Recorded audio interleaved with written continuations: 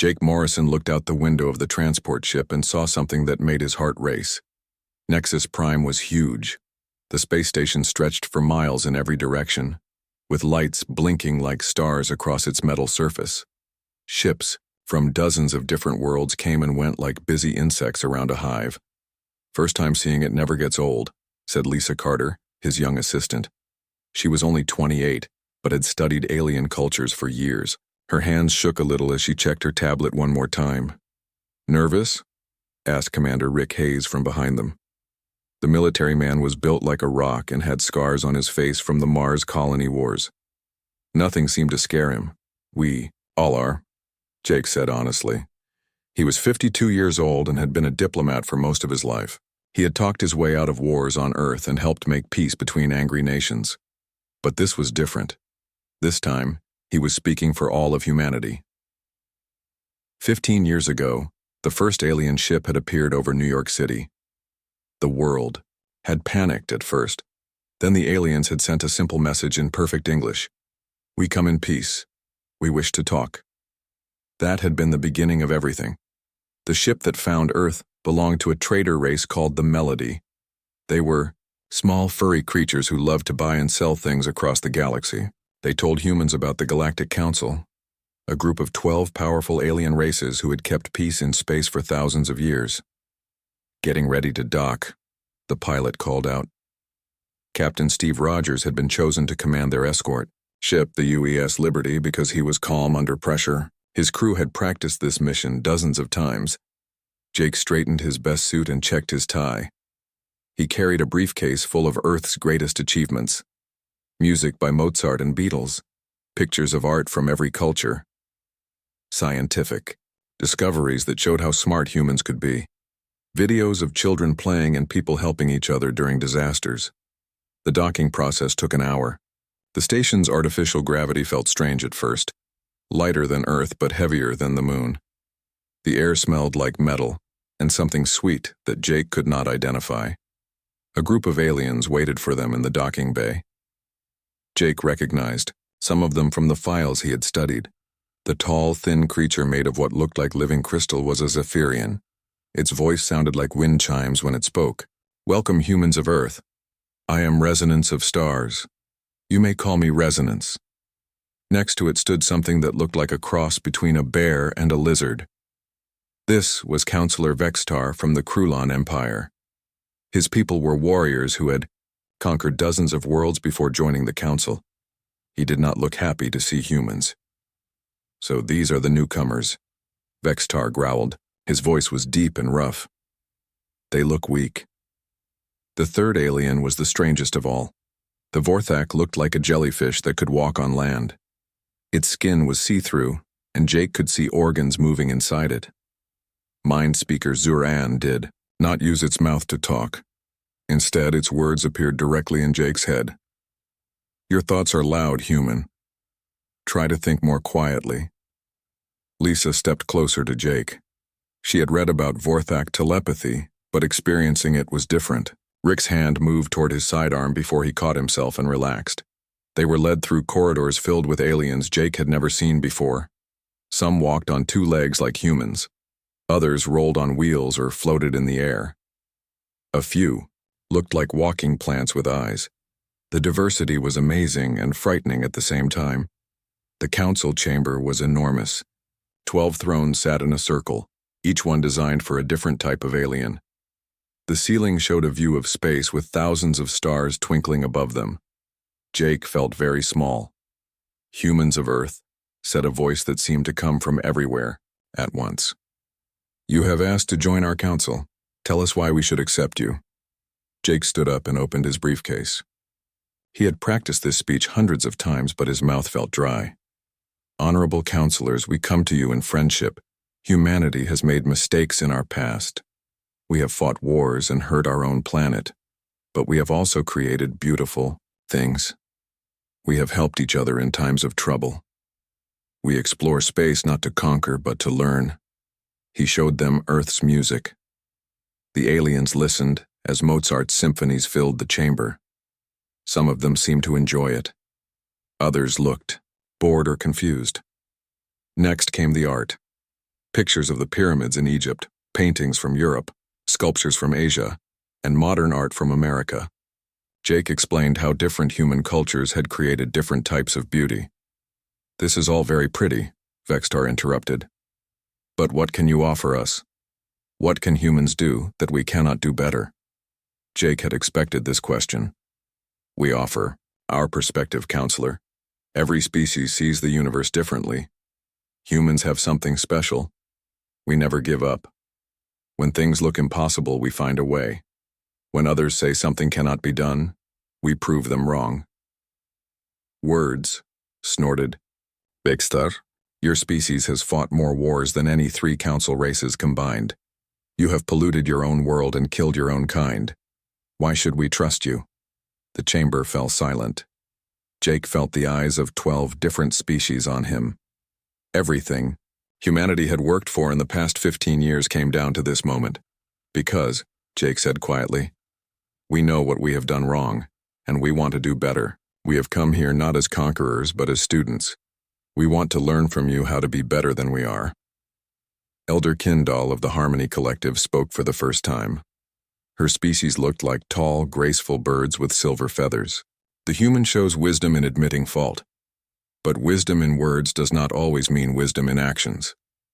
Mind Speaker Zuran's thoughts entered Jake's head again. "We have decided. If humans wish to join our council, they must prove themselves. You will be given 3 tests. Pass them all, and we will consider your membership. Fail anyone, and you must leave our space forever." Jake nodded. This was better than an outright rejection. "We accept your tests, honored counselors." As they left the chamber, Lisa whispered, "What do you think the tests will be?" "I don't know," Jake replied. "But whatever they are, we'll pass them. We have to." Back on Earth, Admiral Kate Sullivan sat in a secret underground bunker beneath the Pentagon. Banks of computers surrounded her, all connected to a system called the Prometheus Protocol. She watched the diplomatic mission through encrypted communications and hoped Jake would succeed. But if he failed, if things went wrong, she was ready for Plan B, and Plan B would change everything. 3 weeks had passed since the first meeting. Jake Morrison was getting used to life on Nexus Prime. The artificial days and nights felt strange, but the human delegation had found a routine. They attended council meetings, studied alien cultures, and prepared for the 3 tests that would decide humanity's future. The first test had gone well. Humans had to show they could solve problems without violence. Jake and his team had helped settle a trade dispute between 2 minor species. They had used talk and compromise instead of threats. Even Counselor Vexistar had seemed impressed. The second test was about science. Dr. Amy Foster had arrived from Earth to help. She was one of the best scientists at the Pentagon's Alien Study Department. Amy had worked with Lisa Carter to solve a complex mathematical puzzle that had stumped alien minds for centuries. The council members had whispered among themselves when humans solved it in just 2 days. "We might actually do this," Lisa said as they ate breakfast in their quarters. She was reading reports about the 3rd test, which would begin next week. "Commander," Rick Hayes looked worried as he checked his messages. "Something's wrong," he said. "Captain Rogers has been trying to contact Earth for hours. All the communication channels are jammed." Jake frowned. The UES Liberty was parked at a docking bay on the other side of the station. Steve Rogers was supposed to send daily reports to Earth, but there had been silence for the past day. Before anyone could respond, the door chimed. Mind Speaker Zuran entered without waiting for permission. The jellyfish-like alien's thoughts hit Jake's mind like a hammer. "Emergency council session. All humans must attend immediately." "What's happened?" Jake asked. But the Vorthak was already leaving. The council chamber was filled with angry voices when they arrived. Aliens were shouting at each other in languages Jake did not understand. The holographic display in the center of the room showed something that made his blood turn cold. It was wreckage floating in space, twisted metal and debris scattered across thousands of miles. Emergency lights blinked on pieces of what had once been a massive ship. "The colony ship Harmony's Dream was destroyed yesterday," announced Elder Kindall. Her silver feathers were ruffled with anger. 200,000 of my people were aboard, men, women, and children traveling to a new world. Jake felt sick. He had never heard of this ship, but the destruction was terrible to see. I'm very sorry for your loss, Elder. This is a tragedy. A tragedy caused by humans, snarled Vextar. The Krulon warrior stepped forward, his claws extended. We found this in the wreckage. The holographic display changed. Now it showed a piece of metal with human writing on it. Jake could clearly see UES and Property of Earth Defense Force stamped on the fragment. That's impossible, Lisa whispered. We don't have any ships in that sector. Archon Thelvas of the investigation team appeared on the display from his ship. The cold, logical alien had led the team that studied the wreckage. Our analysis is complete. The explosion came from human antimatter charges. The attack pattern matches Earth military tactics. We also detected human communication frequencies at the time of the attack. Rick Hayes stepped forward. Sir, I can account for every human ship. The UES Liberty is docked here. All Earth Defense Force vessels are in home system. We have complete logs. Logs can be faked, Vextar growled. Your species is known for deception. Jake's mind raced. This made no sense. Earth had exactly 7 military ships, and he knew where all of them were. Honored counselors, I swear to you that no human was involved in this attack. We would never hurt innocent people. Mind Speaker Zuran floated closer. Jake felt the alien's telepathic probe pushing into his thoughts. The human believes what he says, but belief does not change facts. Show them the communication intercepts, ordered Resonance of Stars. The crystal being's voice rang with anger. New images appeared. Radio signals with human encryption codes, military frequencies that only Earthships used. A voice speaking English with an American accent giving coordinates for the attack. Jake's heart sank. The evidence looked real, but he knew it was impossible. This has to be fake. Someone is trying to frame humanity. That is exactly what a guilty species would say, Vextar replied. Your people destroy a colony ship full of families, then lie about it. The chamber erupted in angry voices. Species that had been neutral before now demanded justice. The Peaceful Harmony Collective, who had lost their people, called for immediate action. Captain Steve Rogers burst into the chamber with 2 of his officers. Ambassador Morrison, we need to talk.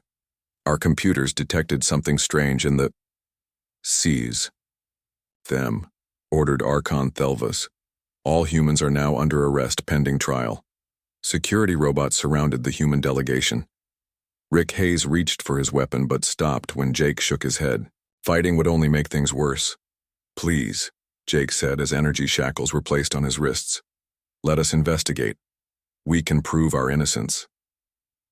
You will have your chance at trial, Elder Kindle said sadly.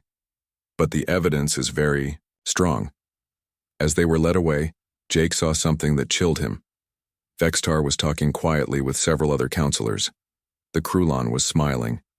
Back on Earth, Dr. Amy Foster was working late in her lab when the emergency alert came through. She read the report 3 times before she believed it. A colony ship destroyed. Humans blamed. The delegation arrested. This is wrong, she said to her computer. The evidence has to be fake. Amy was an expert at analyzing alien technology. She had studied every piece of equipment recovered from crashed alien ships. As she examined the transmitted evidence, she found small problems. The metal fragments had the right elements but wrong isotope ratios. The communication signals used old encryption that Earth had stopped using 2 years ago. Someone made fake evidence, she realized. But who? She tried to contact Nexus Prime to warn Jake, but all communications were blocked. Emergency protocols were activating across Earth's government. The president was being briefed. Military leaders were asking hard questions. In her secret bunker, Admiral Kate Sullivan watched the situation fall apart. The diplomatic mission had failed in the worst possible way. Humanity was being blamed for mass murder. Ma'am, said her aide, should we activate the Prometheus protocol? Kate stared at the screens showing Earth's secret weapon systems, satellites that no one knew existed. computer viruses designed to cripple alien technology, ships hidden in the outer solar system waiting for orders. Not yet, she said. Give diplomacy one more chance. But deep down, she knew that chance was running out. If Jake and his team were executed, if Earth was declared an enemy of the galaxy, she would have no choice. The protocol would activate and the universe would learn what happened when you cornered humanity. On Nexus Prime, Jake sat in his cell and stared at the walls. In 12 hours, the trial would begin. The evidence against humanity looked overwhelming. But he knew his people were innocent.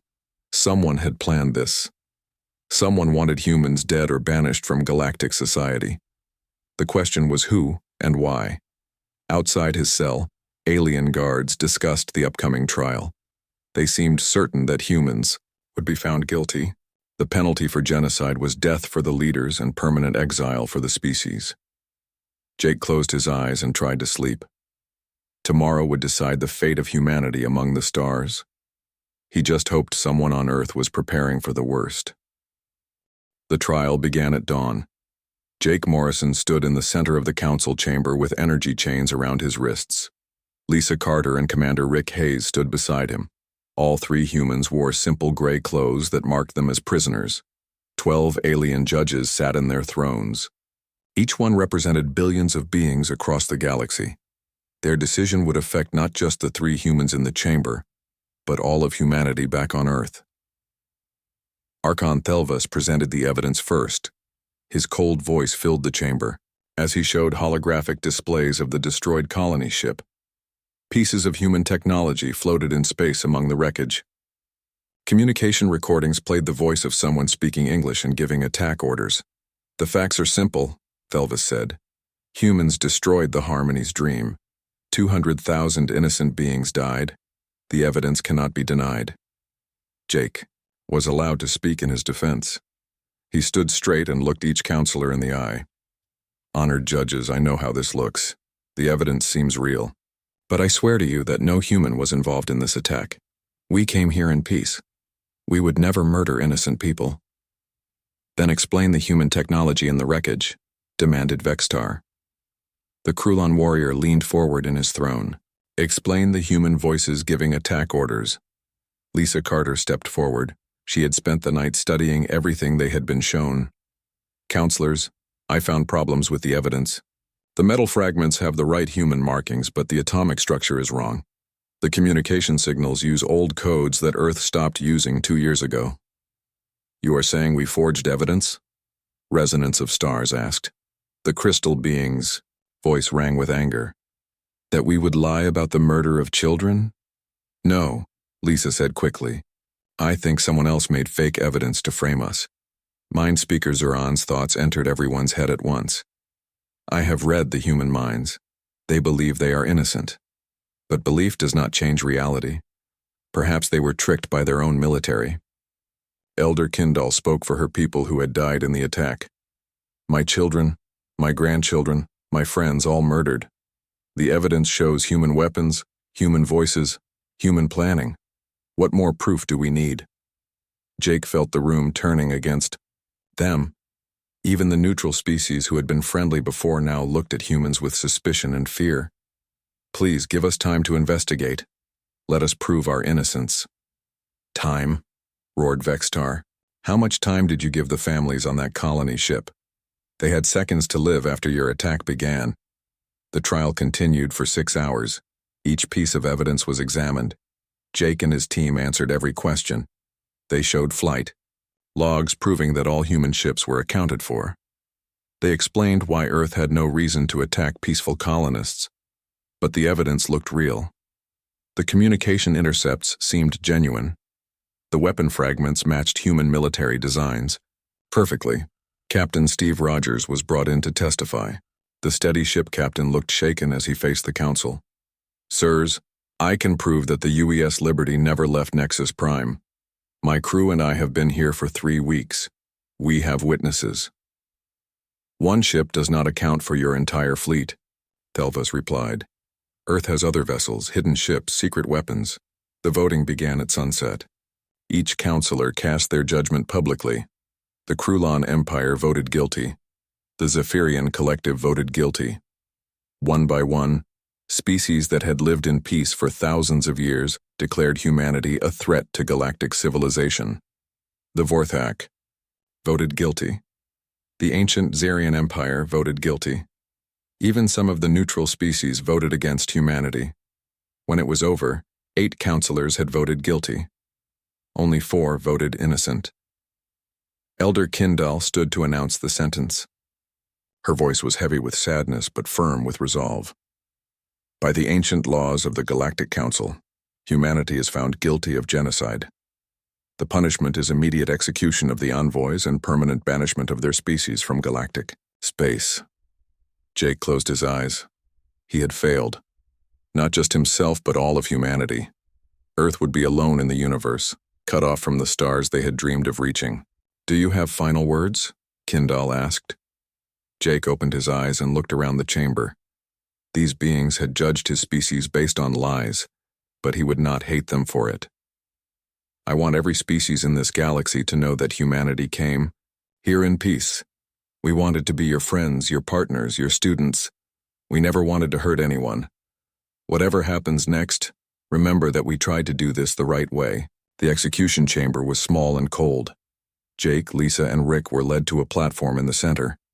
Energy fields surrounded them, ready to disintegrate their bodies in seconds. Steve Rogers was brought in last. The captain had been declared, a co-conspirator for commanding the escort ship. He stood beside his diplomat with quiet dignity. Any last words, Captain? Jake asked. Tell my wife I love her, Steve said, and tell Earth that we did our duty. The energy fields activated. The 4 humans died instantly. Their bodies turned to atoms and scattered into space. The execution was broadcast across the galaxy as a warning to any species that might consider following humanity's path. On Earth, Admiral Kate Sullivan watched the broadcast in her command bunker. Tears ran down her face as she saw good people die for crimes they never committed. Around her, officers waited for orders. General Paul Harrison slammed his fist on the table. We have to respond. We can't let them murder our people and walk away. With what? Asked another general. Our 7 ships against their thousands? Their technology is centuries ahead of ours. Kate wiped her tears and looked at the screens around her. Earth's secret weapon systems were ready to activate. Satellites that could disable alien computers.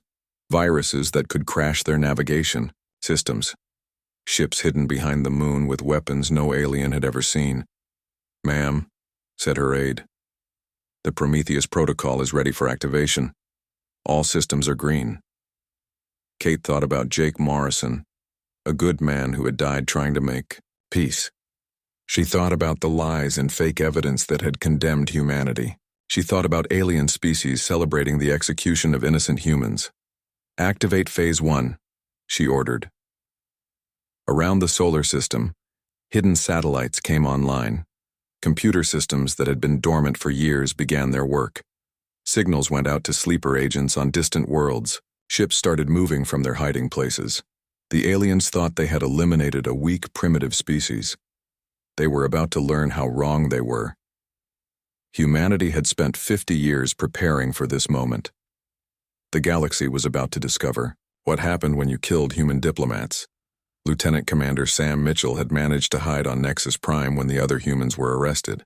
He watched the execution from a maintenance shaft, recording everything. As soon as it was over, he began moving toward the docking bays. Earth needed to know exactly what had happened. And more importantly, Earth needed proof that humanity had been framed. Sam had found evidence that would change everything if he could get it home. The war was about to begin, and it would be like nothing the galaxy had ever seen. The first sign of trouble came 6 hours after the execution.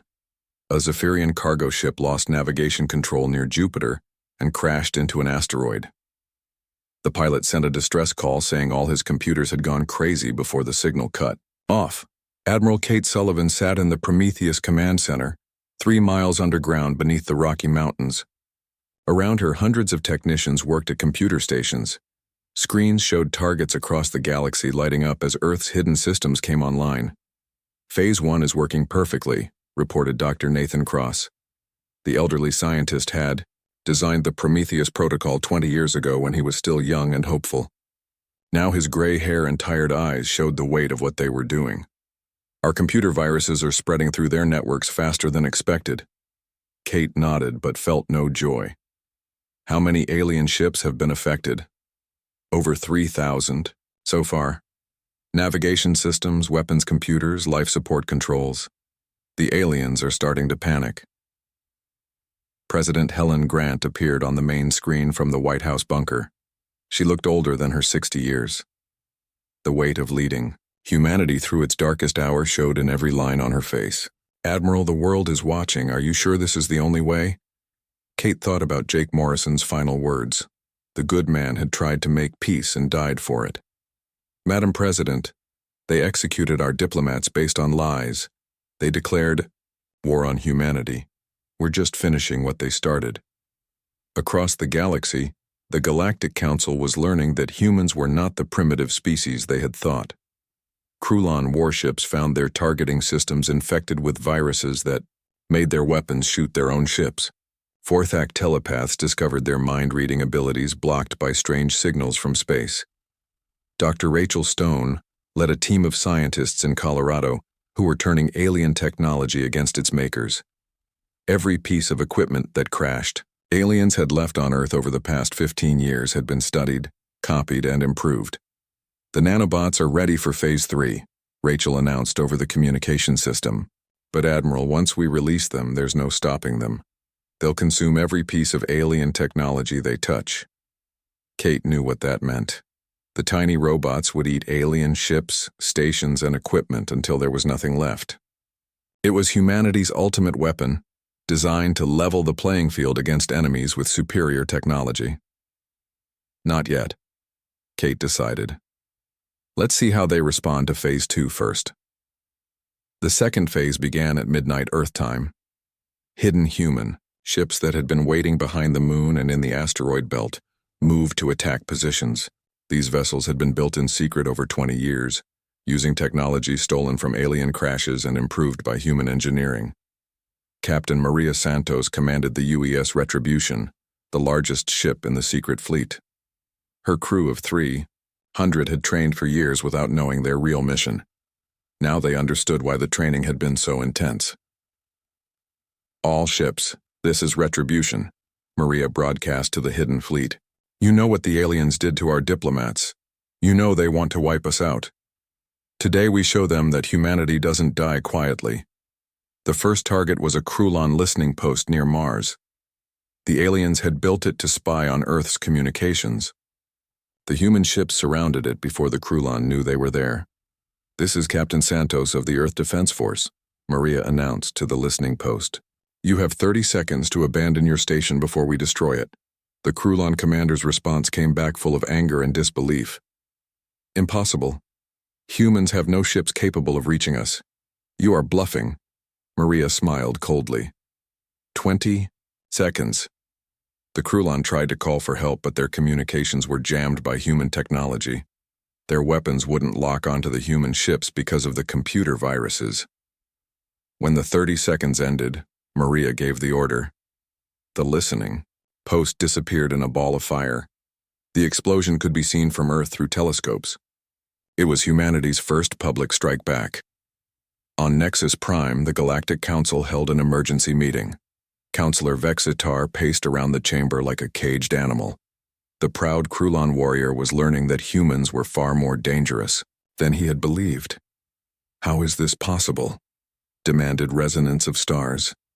The crystal being's voice cracked with stress. "Our intelligence said humans had only 7 primitive ships. Archon Thelva studied reports coming in from across the galaxy. It appears humans have been preparing for war much longer than we realized. Our ships are being disabled by computer attacks. Our communications are being jammed. They have weapons we never detected." Mind Speaker Zuran floated in the center of the chamber, trying to use telepathy to contact human minds. "I cannot reach them. Their thoughts are shielded somehow. It is as if they knew we would try to read their minds." Elder Kindall looked sick as she read casualty reports. 17 of our cargo ships have crashed. The humans are not just attacking, Military targets. They're going after our supply lines, our trade routes, our civilian infrastructure. Back on Earth, Admiral Sullivan watched the reports with grim satisfaction. The aliens were starting to understand that humanity was not helpless. But she knew this was just the beginning. "Admiral," called Dr. Amy Foster from the Pentagon. "I've finished analyzing the evidence from the trial. I can prove the humans were framed, but I need to get this information to someone who will listen." Kate turned to look at Amy's face on the screen. "What did you find?" The metal fragments from the colony ship explosion were made using Krulon manufacturing techniques. The isotope ratios are wrong for human production. Someone in the Krulon Empire made fake human debris to plant at the crime scene. The pieces were starting to fit together. Kate had suspected the evidence was false, but now they had proof. "Can you identify who in the Krulon Empire did this?" "Working on it." "But Admiral, even if we prove our innocence, will it matter now? We've already started a war." Kate looked around the command center. Human weapons were striking targets across the galaxy. Alien ships were crashing because of computer viruses. The peaceful species that had voted to execute humanity's diplomats were learning what human revenge looked like. "It matters," Kate said finally. "When this is over, when we've shown them the price of lying about us, then we'll prove our innocence. But first, they need to understand that humanity is not a species you can push around." Lieutenant Commander Sam Mitchell was still hiding on Nexus Prime, gathering evidence about the conspiracy. He had found communication records between Krulon, extremists, and the investigators who had presented the false evidence. The proof of humanity's innocence was there, but he needed to survive long enough to get it to Earth.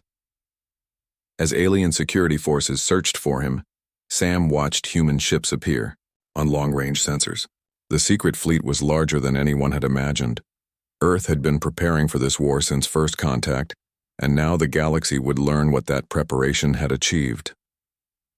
On the bridge of the UES Retribution, Captain Maria Santos received new orders from Earth. The second phase targets were all military installations and government facilities. But Phase 3 would be different. Phase 3 would target the alien species' ability to maintain their technological civilization. "Ma'am," reported her weapons officer, "we're receiving surrender requests from 6 different alien colonies. They want to negotiate." Maria looked at the tactical display showing human forces across the galaxy. Everywhere, alien resistance was crumbling as their technology failed them. The species that had ruled space for thousands of years were helpless against human-computer warfare. "Tell them to contact Earth directly," Maria replied. "We're not authorized to accept surrenders. Only Admiral Sullivan can decide when this war ends." Deep in her bunker, Kate Sullivan made the hardest decision of her life. The aliens were starting to break, but they needed to understand completely what they had done.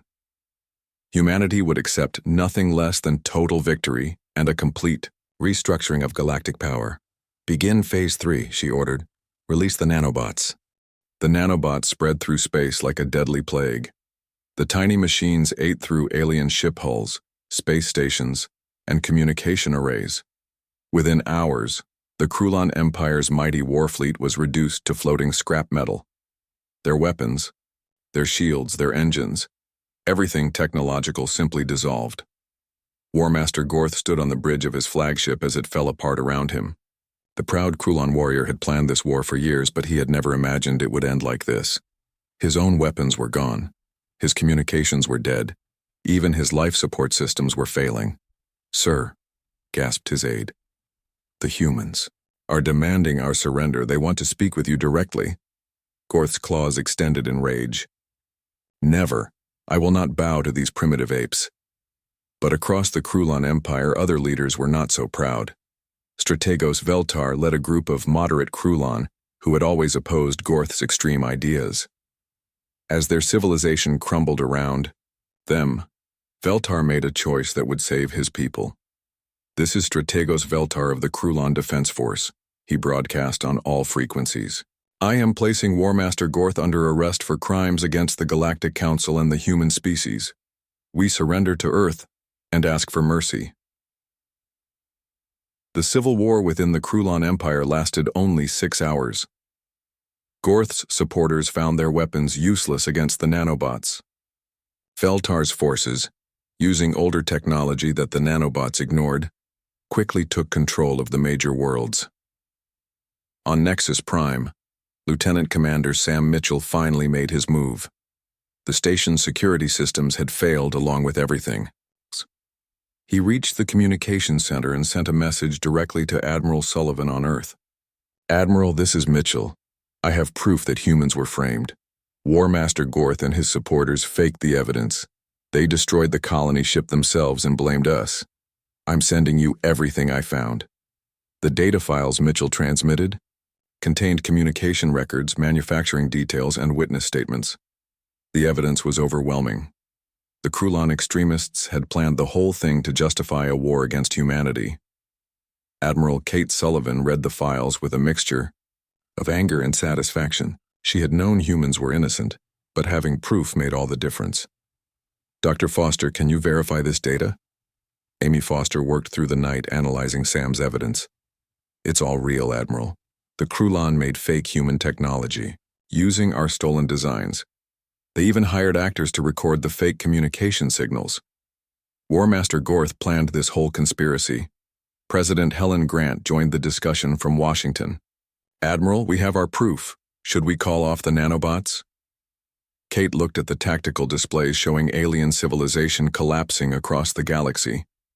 The species that had voted to execute innocent humans were learning what real war looked like. "Not yet, Madam President. They need to understand the full consequences of their actions." The Zephyrian Collective was the first to break completely.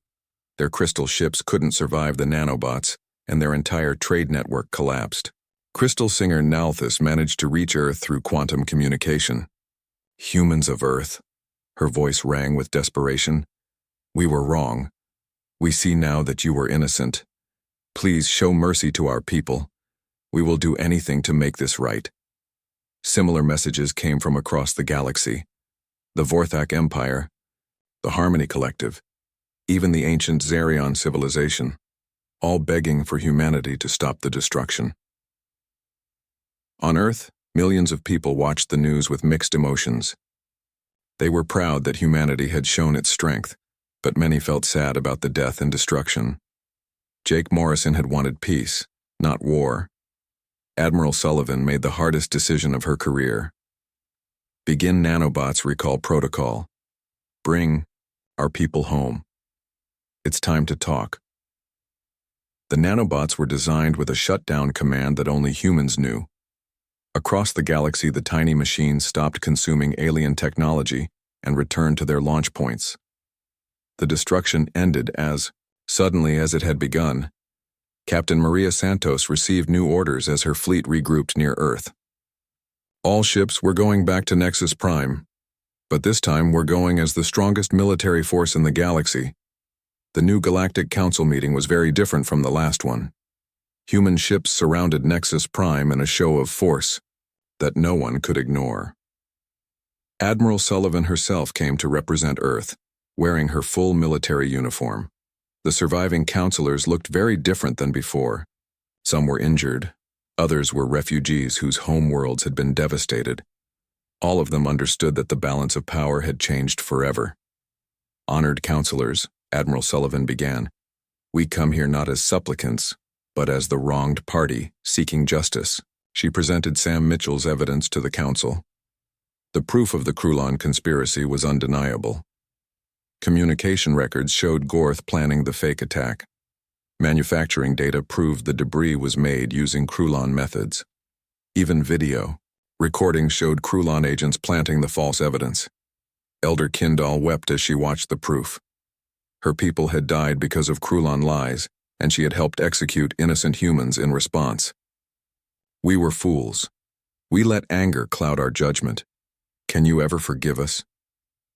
Mind Speaker Zuran's thoughts were filled with shame as they entered everyone's minds. "The Vorthak people accept full responsibility for our part in this injustice.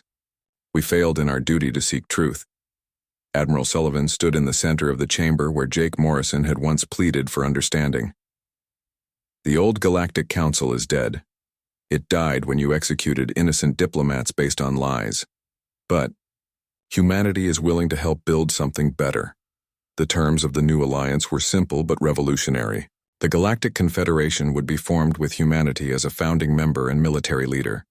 No species could be accused of crimes without absolute proof. All major decisions required human approval.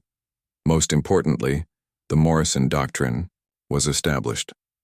Named after the murdered ambassador, it required that any species accused of genocide must be given the chance to present evidence and defend themselves before any judgment was made. War Master Gorth was turned over to human justice. He would spend the rest of his life in prison, thinking about the war he had started and lost. Strategos Veltar became the new leader of the Krulon people and humanity's strongest ally. Dr. Nathan Cross was tasked with sharing human technology with the other species, but only defensive systems. The weapons that had defeated the galaxy would remain Earth's secret. 6 months later, Captain Maria Santos stood on the bridge of the UES Ambassador as it prepared to leave the solar system. The new ship was humanity's first true exploration vessel, designed not for war but for discovery. "Where to, Captain?" asked her navigator. Maria looked at the star charts showing unexplored regions of the galaxy. Humanity had proven it could fight when necessary, but Jake Morrison's dream of peaceful exploration was not dead. "Take us to the Andromeda contact zone," she ordered. "Let's see what's out there. But this time we go as equals, not as beggars." Behind them, Earth continued its transformation into the galaxy's newest superpower. The species that had once dismissed humans as primitive now came to trade, to learn, and to seek protection. Humanity's Doomsday Protocol had become the foundation of a new galactic order. Admiral Sullivan, now Fleet Admiral of the United Earth Defense Force, kept the Prometheus Protocol ready, but hoped it would never be needed again. The galaxy had learned that humanity preferred peace but was fully prepared for war. In the end, Jake Morrison's sacrifice had not been in vain. He had wanted humanity to take its place among the stars, and now they had. Not as the supplicants he had hoped to be, but as the guardians of galactic peace. The universe was vast and full of wonders. Humanity was ready to explore it all, protected by the knowledge that they would never again be victims of lies and false accusations. The age of human expansion had begun.